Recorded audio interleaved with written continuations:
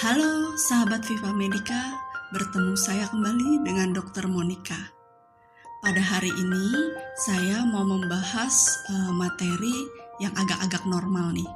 Kita mau bahas materi tentang sakit mamah yang biasanya umum diderita. Terutama kalau lagi bulan puasa begini ya, suka banyak yang ngeluh sakit mah. Sebenarnya apa sih sakit mah itu? Sakit mah atau biasa disebut sebagai gastritis terjadi jika asam lambung yang keluar itu menyebabkan iritasi pada lambung, sehingga keluhan-keluhannya berasa nyeri ulu hati. Tahu nggak ulu hati itu di mana? Ulu hati itu di bagian perut bagian atas, di tengah atau agak ke sebelah kiri. Nah itu namanya ulu hati. Jadi kalau ada rasa nyeri ulu hati, di bagian situ suka terasa panas, perih, berasa kembung, begah. Kadang kalau tiduran itu berasa kayak nyesek, bukan sesak napas ya. Bukan sesak napas seperti asma yang napasnya nyik-nyik-nyik. Nah kalau ini nyesek, seolah-olah seperti sesak karena terdorong ke atas, begah rasanya.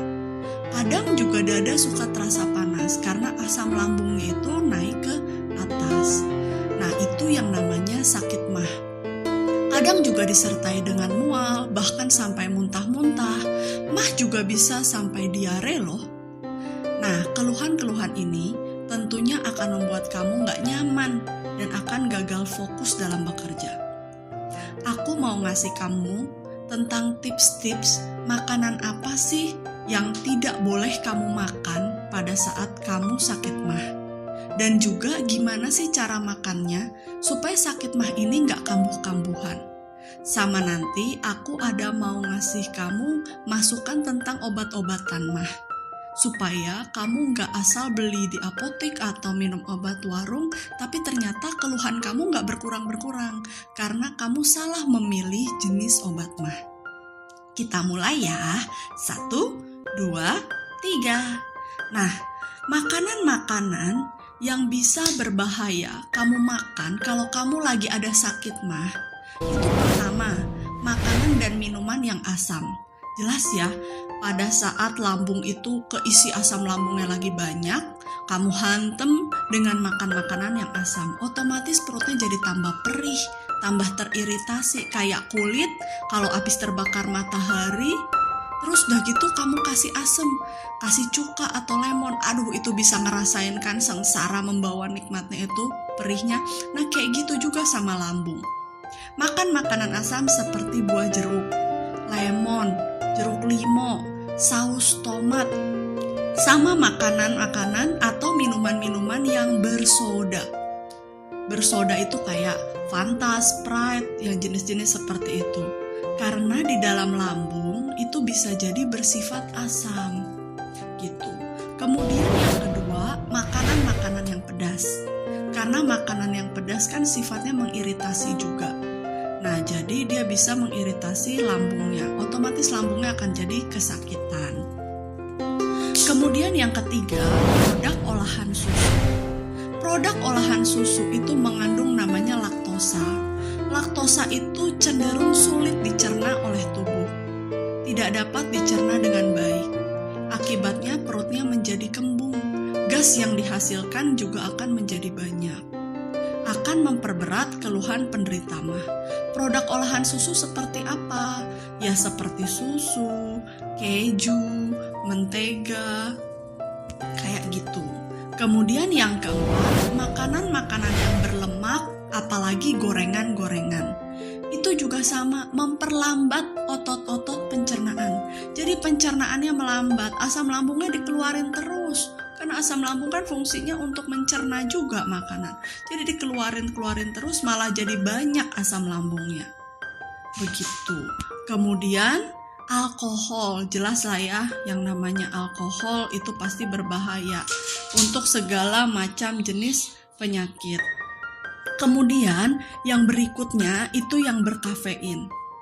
Yang berkafein itu seperti kopi, teh, coklat juga termasuk minuman yang berkafein loh, atau makanan yang berkafein. Nah itu juga mahnya gak akan kuat, gak akan sanggup. untuk nerima itu dulu. Nah, jadi gimana sih caranya supaya perutnya itu nggak sakit? Perlu kamu tahu bahwa pengosongan lambung pada manusia yang normal itu butuh waktu 3 jam.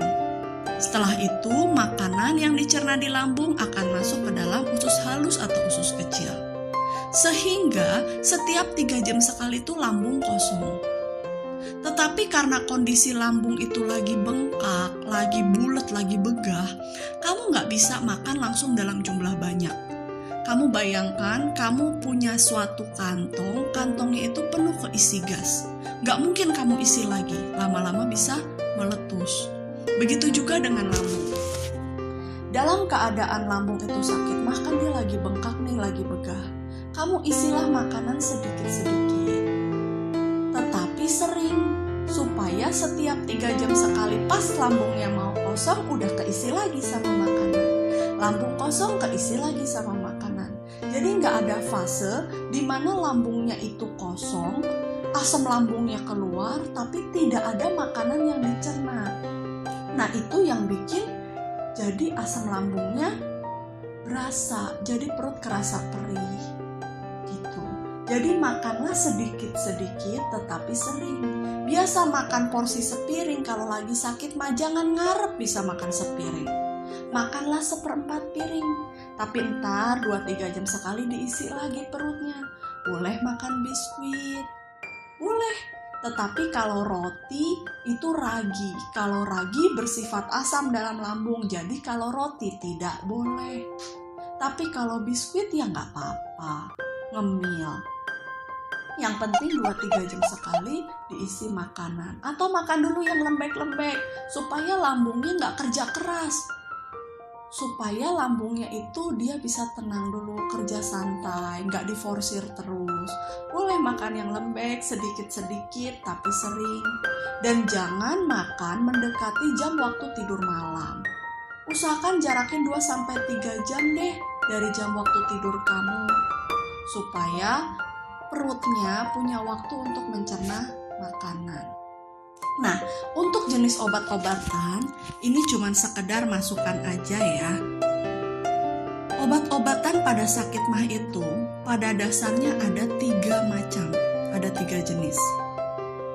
Yang pertama, itu obat yang mengandung antasida.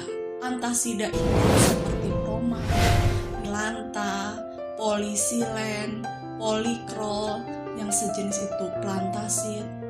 Jadi antasida itu adalah obat-obatan yang mengandung aluminium hidroksida, magnesium hidroksida, dan biasanya ada tambahan simetikon.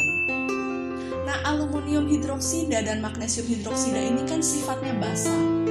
Jadi dia berfungsi untuk mengikat asam lambung yang sudah terlanjur dikeluarkan di dalam lambung, dia ikat supaya menjadi bersifat netral. Kan asam ditambah basa menjadi netral. Sedangkan tambahan simetikonnya ini adalah untuk mengeluarkan gas, untuk ngatasin kembungnya gitu. Jadi kalau kamu keluhannya itu lebih ke kembung, itu bagusnya minum yang antasida karena ada kandungan simetikonnya gitu. Kemudian yang kedua, ada jenis yang kayak ranitidin, simetidin, omeprazol, lansoprazol. Nah, kalau ini fungsinya adalah untuk mencegah produksi asam lambung. Jadi asam lambungnya belum diproduksi, dia cegah duluan. Kalau tadi si antasida kan asam lambung yang udah terlanjur keluar, dia ikat supaya jadi netral. Kalau yang jenis ranitidin dan kawan-kawannya ini, dia fungsinya mencegah asam lambung yang mau keluar, jangan keluar dulu. Kayak gitu. Dia fungsinya mencegah pengeluaran asam lambung yang berikutnya. Kemudian yang ketiga, itu adalah yang jenis sukralfat. Kalau jenis sukralfat itu fungsinya untuk melapisi lambungnya. Supaya lambungnya terlapisin, kan ceritanya kalau kita kayak sariawan ya, perih, mau makan perih, keiritasi, kena gigi perih, dipakein obat salep yang fungsinya untuk membuat pelapis, melindungi dari bahan-bahan pengiritasi. Nah, sukralfat itu seperti jenis Inpepsa. Nah, itu melindungi si lambungnya supaya nggak gampang teriritasi gitu. Jadi Jadi kalau kamu mau milih obat lambung ya, misalkan kamu nggak keburu nih ke rumah sakit udah malam, atau misalkan kamu pengen ke apotek terdekat mau beli dulu. Nah, pilihlah di antara 3 macam itu sesuai dengan kebutuhan. Tapi perlu kamu perhatikan, kalau kamu memang tidak ada perbaikan, tidak ada salah berkonsultasi ke dokter. Jelas ya teman-teman, jika ada pertanyaan kamu boleh komen. Mohon maaf kalau misalkan saya balasnya agak terlambat. Terima kasih banyak, semoga bisa bermanfaat untuk teman-teman semuanya. Terima kasih, bye-bye.